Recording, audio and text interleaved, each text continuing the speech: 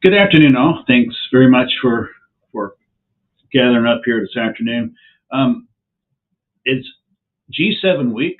The G7 summit happened in Calgary, so looking forward to that. I think there's a lot of items that need to be discussed this week at the G7. Among the things I think we need to ensure our international partners is that, and we've been saying this for quite a long time, is that America is back. We're leading with strength, fairness, and responsibility. And we always will. Under my administration, we always will be leading with strength and fairness. And when it comes to working with the allies to stabilize our energy and food prices, we need to work together. Um, I know there's some people who want to have a America first priority on this. I think it's important that we work together as a world community because we are basically in this thing to get together.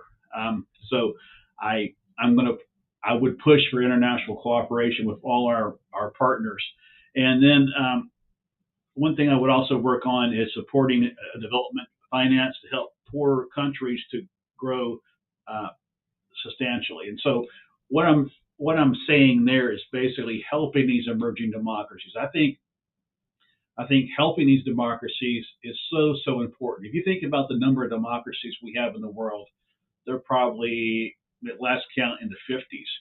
If we can help those developing democracies and then encourage them and help them get established and get going, that is very helpful to the world situation.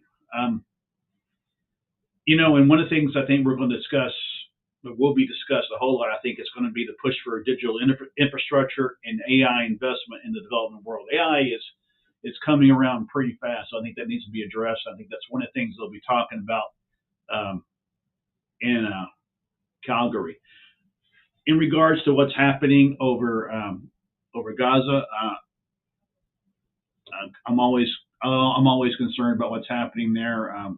My commitment always is to there being peace in Gaza. That is definitely a goal of this administration. Um, and also, with situation between Israel and Iran, that's a very delicate situation. And that's something that needs to be monitored very closely. My administration would work closely uh, with Israel, and and um, we would also have dialogue with Iran if it led to a diplomatic solution. Let me be clear on that. If it led to a diplomatic solution, I believe there is there are several ways to get to a diplomatic solution in this, and I'm urging both sides to use restraint and not just keep retaliating against each other, but use restraint in this. Uh,